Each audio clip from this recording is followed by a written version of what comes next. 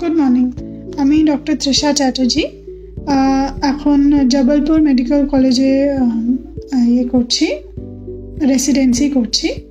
This is supposed to be an awareness message regarding the second wave of COVID-19.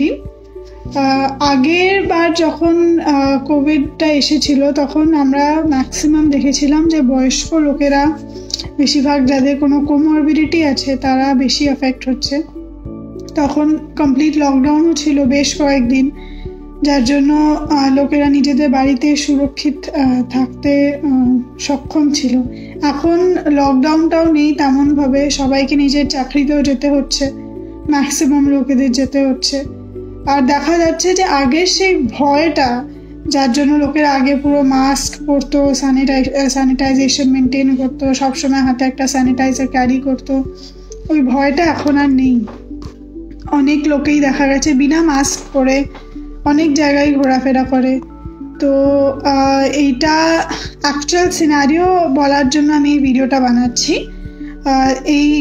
আমি যে হাসপাতালে কাজ করছি, দেখা যাচ্ছে যে ইররেসপেক্টিভ অফ এজ, বয়স নির্বিশেষে ছোট বড় সবাই এই সেকেন্ড ওয়েভে আক্রান্ত হচ্ছে।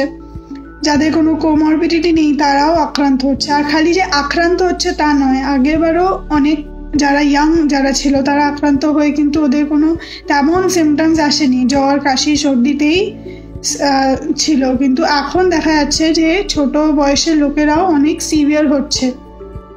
তো এখন অনেকেরই অক্সিজেন রিকোয়ারমেন্টটা অনেকই বেশি। আর এখন সমস্ত জায়গায় একটা ক্রাইসিস চলছে, অক্সিজেনের ক্রাইসিস চলছে, ওষুধের ক্রাইসিস চলছে, হাসপাতালে বেডের ক্রাইসিস চলছে।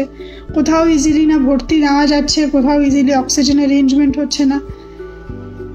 তো আমার বলার উদ্দেশ্য এটাই যে সেকেন্ড ওয়েভটা আমরা এক্সপেক্ট করিনি কতটা ম্যাসিভ হয়ে এসছে।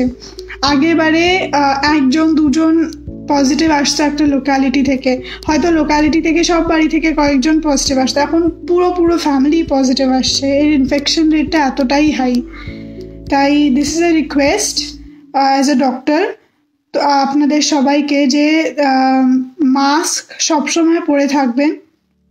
সবসময় তো N95 পরা পসিবল নয়, তো ভেতরে একটা সার্জিক্যাল মাস্ক, বাইরে একটা ক্লথ মাস্ক পরে, হাতে সবসময় স্যানিটাইজার নিয়ে, যে কোনো সারফেস টাচ করবেন ওইটাতে স্যানিটাইজার লাগিয়ে, তারপর নিজের ফ্যামিলি মেম্বারদের সুরক্ষা ইনশিওর করার জন্য সবসময় সব কিছু যা বাইরে থেকে আসছে ওইগুলোকে ক্লিন করে ইউজ করা, বাইরে বিনা মাস্ক পরে না যাওয়া। তো আপনি যদি আপনার পাড়ায়ও বেরোন, যদি একটু স্ট্রোল করতেও বেরোন, তাহলেও মাস্ক যাতে পরে থাকেন।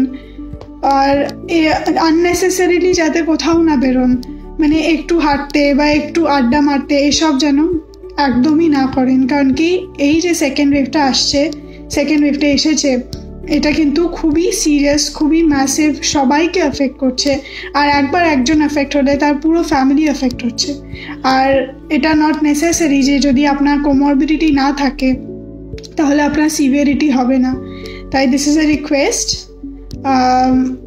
যদি আপনি গোটা কান্ট্রির অবস্থাটা দেখেন তাহলে এটা কিন্তু খুবই ভয়ের একটা সময়।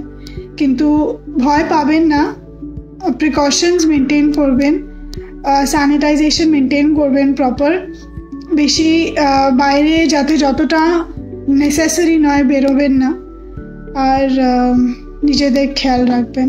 Thank you.